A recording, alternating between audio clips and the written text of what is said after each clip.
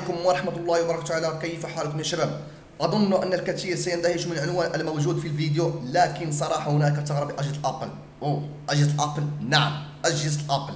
سأريكم كيف يستغل أشخاص ضدكم، وسنقوم بإغلاقها في آخر الفيديو إن شاء الله. ما هي هذه الثغرة؟ نعم، في بعض الأحيان نريد أن نثبت بعض التطبيقات، لكن تأتي مع تطبيقات أخرى. لكي يعمل التطبيق الذي نريده، يجب علينا أن نثبت تطبيقات أخرى، مثلا بحال بلاجين أو أي شيء. من بين هذه التطبيقات الضارة، أنا لا أقول ضارة لكن سيف ذو حدين. من بين هذه التطبيقات هناك تطبيق سأقوم بعرضه على الشاشة.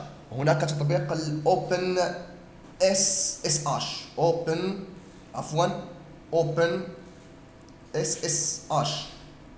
SSH. هذا هو التطبيق. نعم، هذا التطبيق يمكننا. ما هو Open SSH؟ يمكننا من الاتصال بالأجهزة أو جهازي عن بعد بطريقة محمية. لكن إن ثبت هذا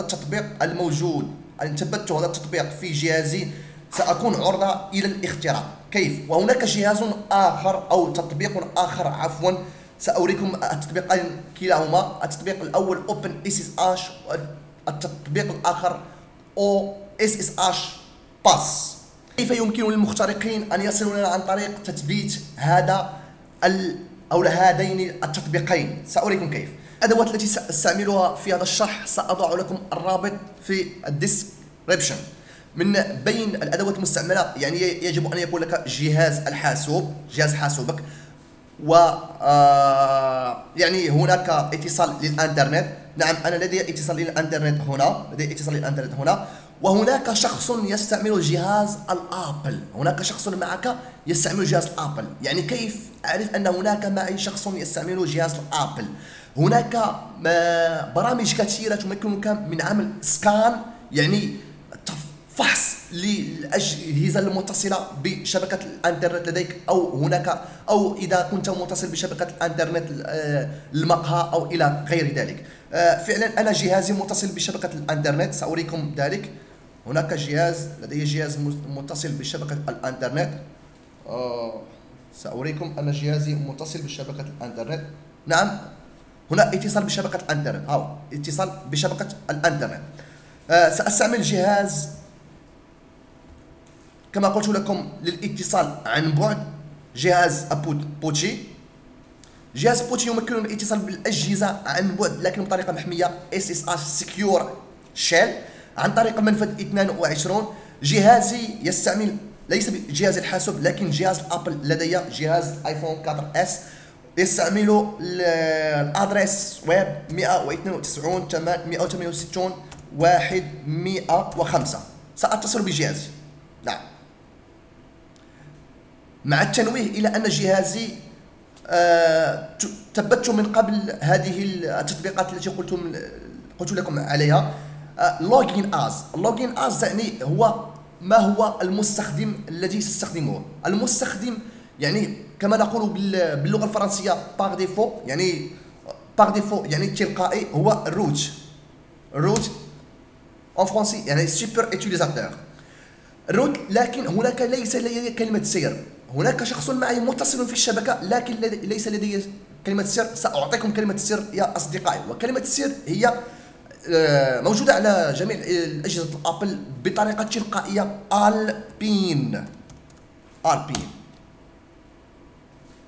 نعم، دخلت إلى الجهاز. يلا الروعة. عندما تدخل إلى الجهاز يمكنك أن تقوم بأي شيء، مثل سحب الفيديوهات، سحب الصور، سحب المعلومات الشخصية، سحب الأرقام الاتصال، سحب الحسابات البنكية إن كان الشخص يستعمل. وهذه خطورة أؤكد الأمر. إن كان الشخص يستعمل، يعني يقوم بشراء بعض الأشياء من النت مباشرة. سأقوم بعرض لكم بعض الملفات الموجودة في جهازي. مثلا إن دخلت إلى هذا الملف، سأقوم بعرض هذه الأشياء. كل الأشياء الموجودة، يعني السيستم بكامله.